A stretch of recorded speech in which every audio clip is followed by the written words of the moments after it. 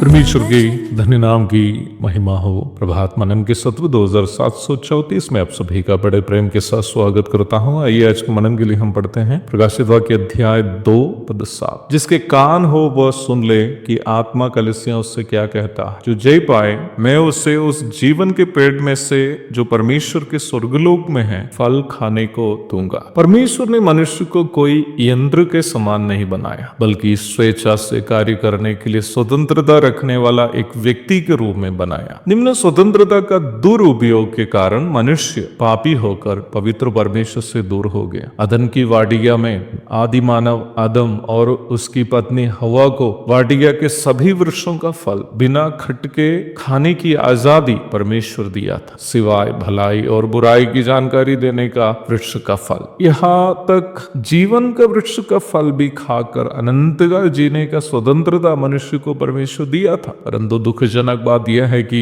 मनुष्य ने अपना स्वतंत्रता को उसी वृक्ष का फल खाने के लिए उपयोग किया जिसे खाने से परमेश्वर ने उसको मना किया। परिणाम स्वरूप मनुष्य मृत्यु के अधीन हो गए। उत्पत्ति के 2 एवं 3 अध्यायों में हम इस दुर्भाग्यपूर्ण घटनाओं को देखते हैं। पाप के कारण पवित्र परमेश्वर से दूर होकर परम मृत्यु अनंतकालीन आग की झील की ओर रफ्तार से बढ़ने वाले मनुष्य को उसके पापों से पवित्र करके परमेश्वर से पुनः मिलाने हेतु परमेश्वर के द्वारा तैयार किया गया परित्राण का पावन मार्ग है प्रभु यीशु मसीह, जो परमेश्वर का पूर्ण अवतार है। यीशु मसीह को अपना उद्धारकर्ता एवं प्रभु के रूप में मुंह से अंगीकार करते हुए मन में विश्वास करने वाला कोई भी पापी को परित्राण अथवा पाप क्षमा पूर्णतया सौजन्य रूप में आज उपलब्ध है। परमेश्वर का पवित्र शास्त्र ऊंची आवाज से कह रहा है, जिसके कान हो वो सुन ले। अर्थात इस परम सत्य को स्वीकारने या नकारने की आजादी तब तक मनुष्य को है जब तक परमेश्वर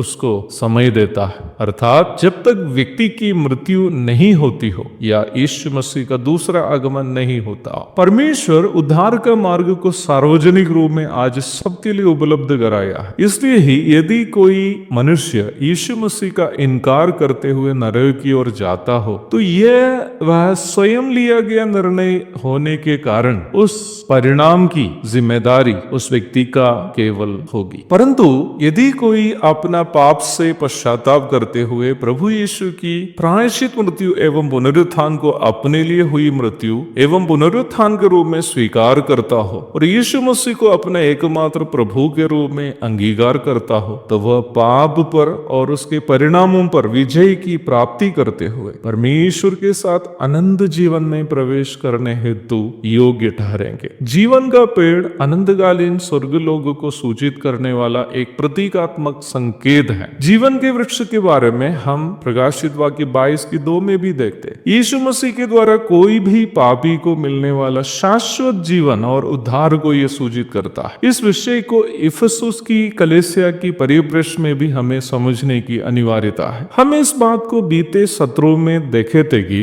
इफिसुस की कलीसिया में उन दिनों में झूठे शिक्षकों का सानिध्य था। बाद में इस कलीसिया पूर्णतया झूठी शिक्षाओं से प्रदूषित होकर बर्बाद भी हो गई। उद्धार का सही अनुभव हमें वचन की सही शिक्षा को मानने और उसके अनुसार अपने जीवन को सुधारने के लिए प्रेरित करता है, क्योंकि वचन की सही शिक्षा का पालन ही हमें यीशु मसीह के पवित्र स्वभावों के अनुरूप बदलता है। रोमी 6:17, इफिसियों अध्याय 4:14 से 16 तक। इसलिए ही वचन से और उपदेश से प्रेम नहीं करने वाला एक व्यक्ति व्यक्ति ये दावा नहीं कर पाएंगे कि वह वास्तव में उद्धार पाया है। तो अवश्य ये याद रखे प्यारो, वचन की सही शिक्षा से हमारा प्रेम और उसे अपने जीवन में लागू करने के लिए हमारी तीव्र इच्छा एक स्पष्ट प्रमाण है कि हम वास्तव में उद्धार पाए। ऐसे लोग इस बात पर सुनिश्चित रहे कि वे एक दिन प्रभु के संग स्वर्ग में जीवन के पेड़ से फल को अवश्य चखेंगे। एक और शुभ दिन की धन्य कामनाओं के साथ आज का मनन में यहाँ समाप्त करता हूँ। प्रभु आप सबको आशीष दे। आमीन।